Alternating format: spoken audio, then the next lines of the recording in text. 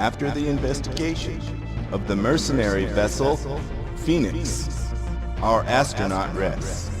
Once in orbit over the lunar mining facility, he is awakened and refreshed to continue his work.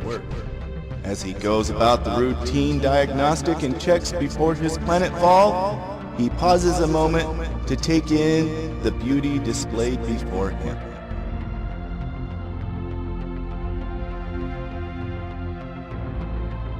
How majestic our space engineer is. The fate of mankind rests upon his shoulders as he ventures forth into the heavens. Still, his primary concern is to gather the resources necessary to maintain his life. He is happy to be here, as it is our hero's hope that the mines provide the fuel he needs. Dear audience, we are the entity in observation of this dimension of space and time. As such, we know that something malevolent lurks in the darkness. This being is watching the astronaut. Although this is unknown to our hero at this time, let us pray for our brave avatar as he guides us to his destiny.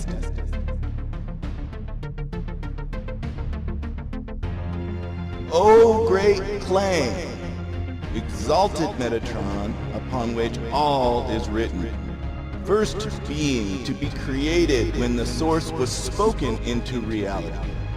He who is all-powerful, yet servant of the entity that observes him. Look upon the crown of our achievement. Look upon the avatar.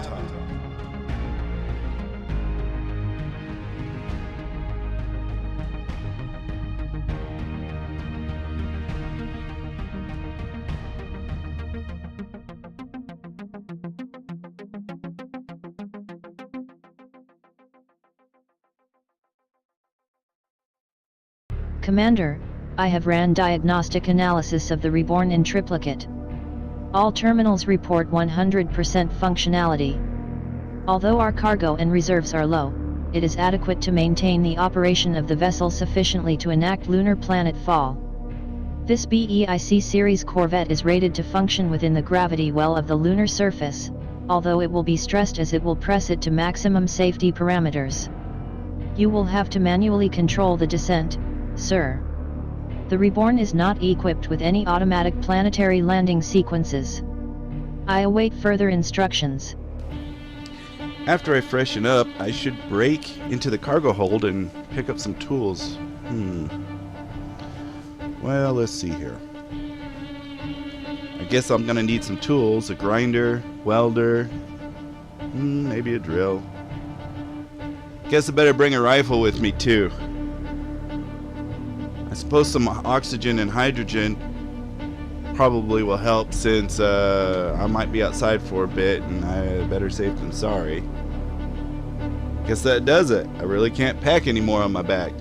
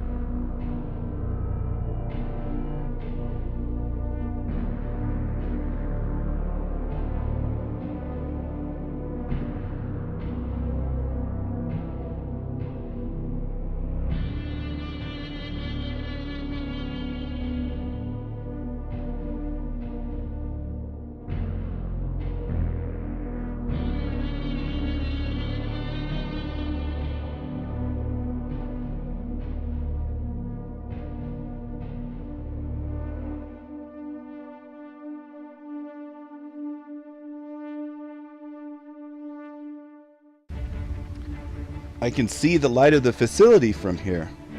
This scene is so breathtaking. Dorian, will you take a picture for me and log it with the investigation files, please? Yes, sir. I will file this scene in an appropriate file within the investigation logs. Commander, I have identified hostile drones incoming. We are under attack. Wait, what? What do you mean we're under attack? Sir, downloaded to your helmet is a combat head-up display. Please seal your helmet for safety, and utilize the holographic identifying friend or foe signatures as they are updated in real time. Furthermore, you have readouts of vital life signs, vessel status, and functions. It doesn't take a genius to understand that I'm getting shot up really bad. The Reborn is not meant to engage in combat of this magnitude. Dorian, please give me control of the starboard Gatling turret. I am so glad the turret still is functional. Looks like the situation's getting under control. These look like standard interceptor drones. Plus there is a signature 10 marks out. I bet you anything that this is a recon drone and that there is a capital vessel floating around somewhere in the vicinity. If this is the case, this is bad. This is real bad. I saw what happened to the Phoenix. Oh man, there's a huge hole in the cabin of the ship. Well, time to pull out my rifle and put it to good use.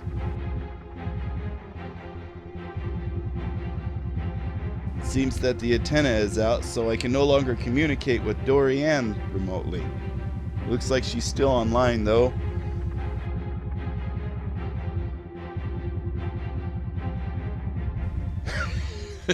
Now that is an explosion. I guess I will finish up here, then return to the scrap heap that was once my beautiful ship a moment ago. This really sucks. Just when I thought things were going to work out my way, the ship gets wrecked. Oh well. I got this standard nanotorch here, and I guess that will at least straighten up some of this hull around the cabin. I'm still alive and unhurt, so I guess that's a positive too. Well, most of the life support, power and control terminals seem to be fine. So that's a good thing, I guess.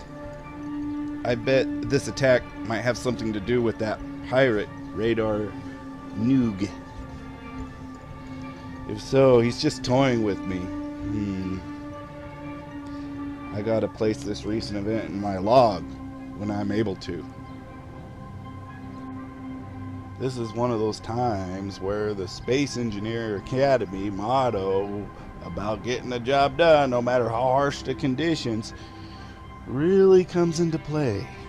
I really should have expected something like this to happen. Of course it's gonna happen like this. Every difficulty never can be easy.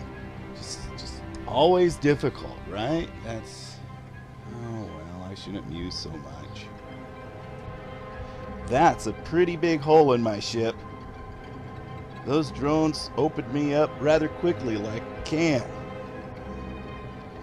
Well, Dorian is still online, and I'm sure that she has scans of those ships, or probably just knows what they are. I should review those scans when I have a chance. I would guess that this attack was only meant to disable me, though.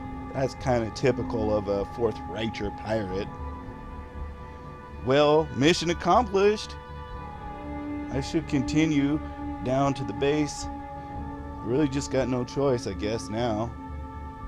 Without any orbital space defenses, I'm going to be very vulnerable down there, that's for sure.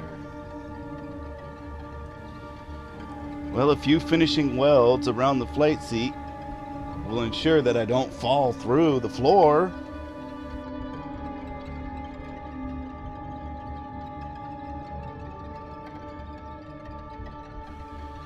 Might as well take a spacewalk around the outside of the Reborn and see the damage.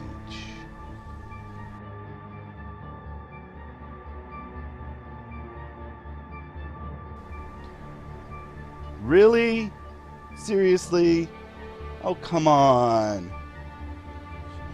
Those drones targeted my jump drives and my propulsion thrusters.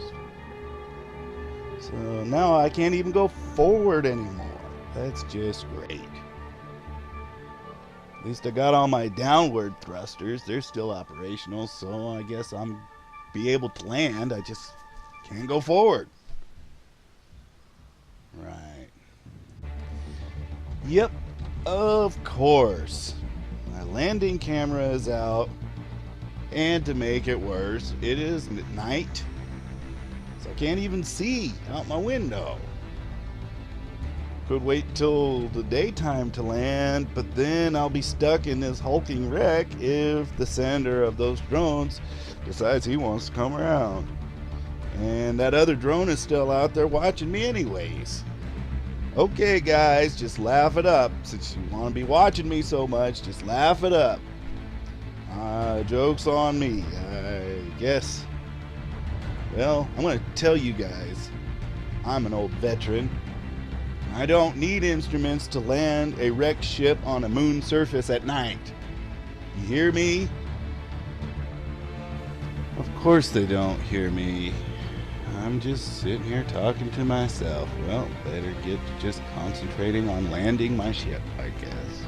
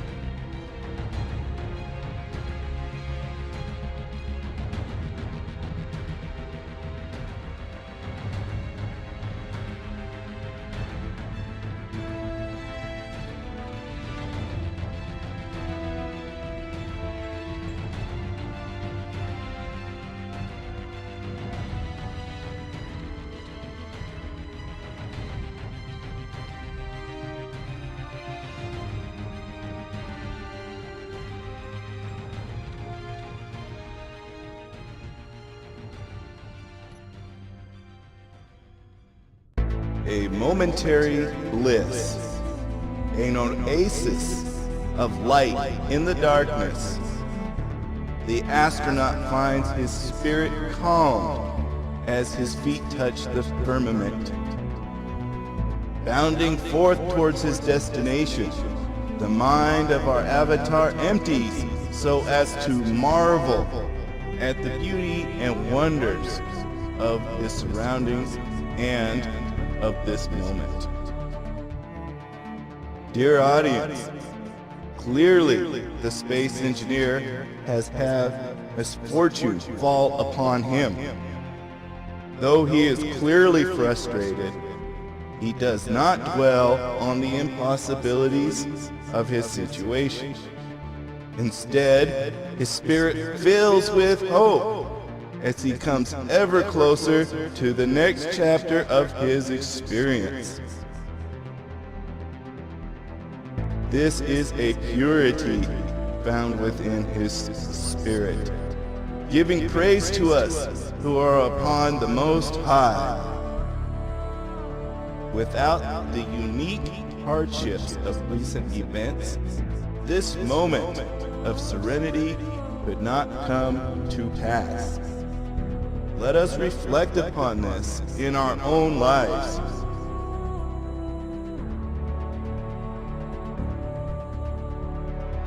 In the most dire of situations, we can look upon our avatar as an inspiration to us all.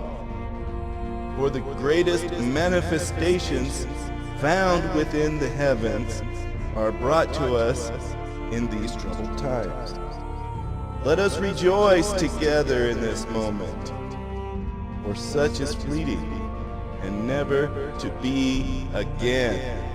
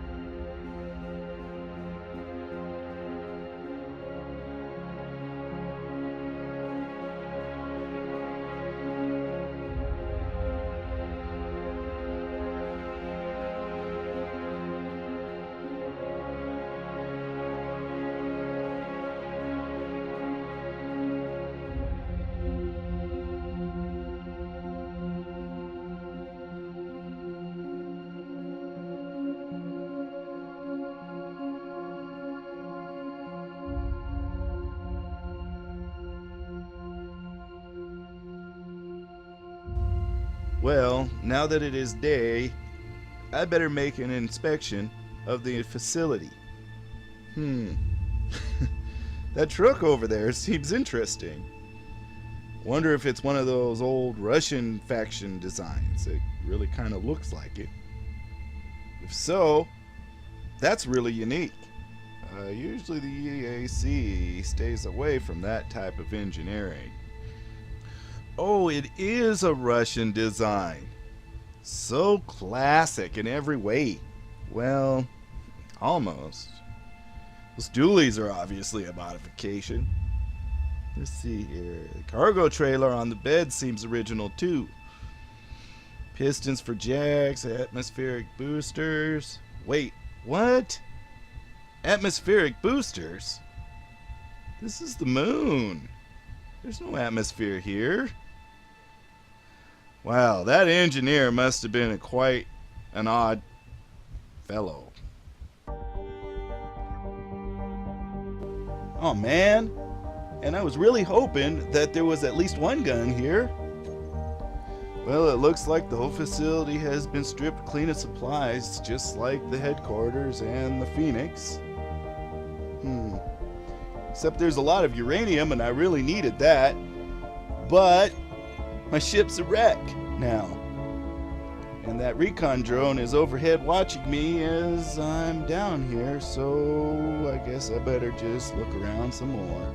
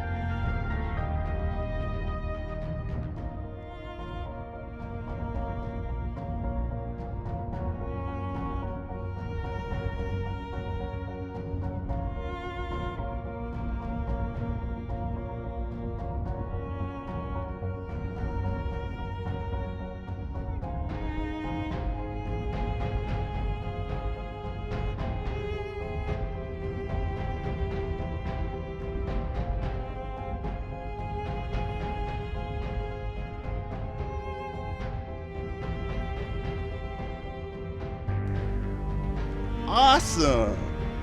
Quad bit with side armor plate protection. Man, real nice adaptation of the Model 2 Interceptor in a proper utility purpose. Boy, those boys at the BEI R&D department are always thinking. I gotta tell you, this is gonna come in real handy, I just know it. I had better get on inside now and start slogging through those logs and files. This will hopefully give me some idea as to what happened here. That is, if they're not all wiped, just like at the headquarters. I mean, nobody is here, so I'm sure similar things happened. We'll see, though.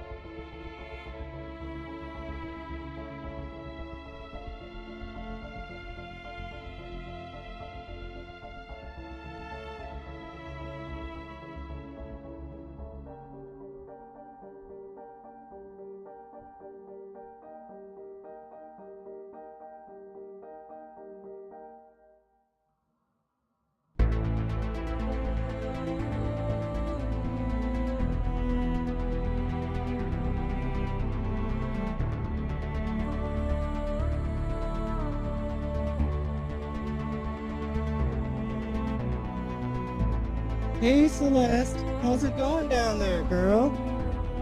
Hello Angela, it's all good.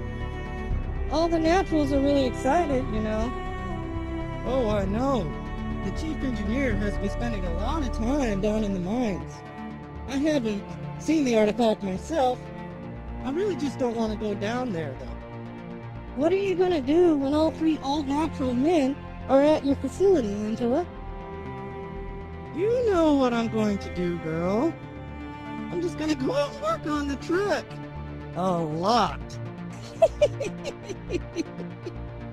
Oh, you know that's a whole lot of holes gonna be there.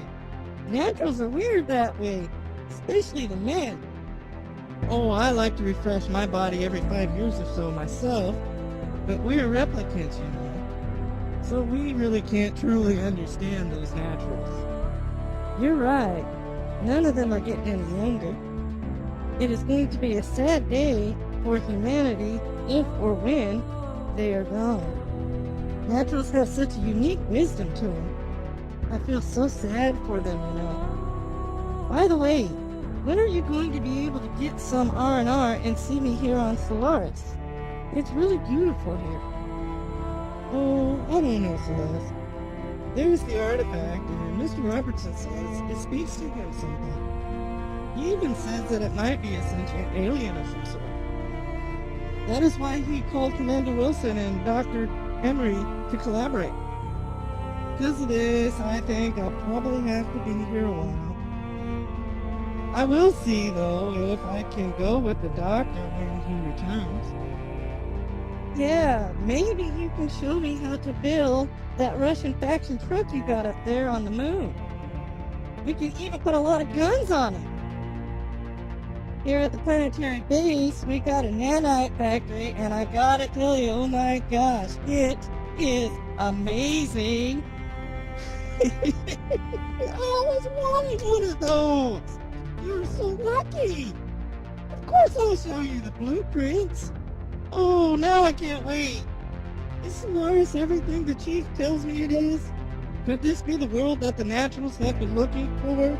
I have never seen an Earth-like world before, only in the sky from where I sit, and it looks really beautiful from here. Dr. Emery thinks that naturals may be able to reproduce here again.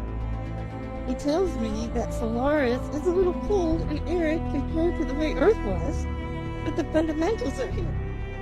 He toils really hard, and I worry about him. But it's because all the naturals are getting older, and maybe they won't be able to reproduce at all within 10 or 15 years. You gotta see this paradise for yourself, Angela.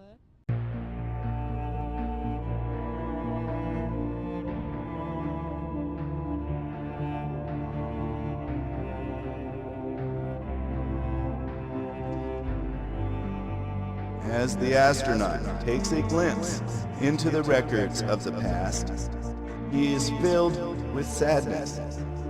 A living society once resided here with love, hopes, dreams, and camaraderie.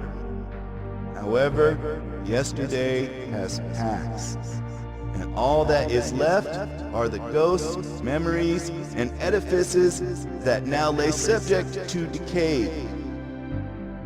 Soon, yesterday shall be forgotten, upon which lies the question, what was its meaning? The space engineer cannot contemplate for too long at these aspects of thought, for he is in the present moment. In this present moment, he must set out to repair that which is so vital to his survival. The eye, in orbit, watches our avatar as he goes about his tasks. Clang cannot comprehend the meaning of his spirit, and from his lack of understanding comes a certain curiosity. Of course, dear audience, we are his spirit. When we observe his deeds, we provide the meaning for his existence. However, Clang is only a scribe and does not bother with the meanings of existence. Clang only exists when we desire for him to, in order to observe the avatar. The astronaut, living in his physical dimension created for him, does not know any of this, or what is beyond perceived existence. How can you know of it if you cannot perceive it? A great man of thought once said, all of man's knowledge is from his perception. So this brings forth another question. Which is in the majority, that which is perceived or unperceived? How endless Clang's domain must be because of this truth. So too is the story of the space engineer. Thank you, dear audience, for sharing this time together as we conclude this episode.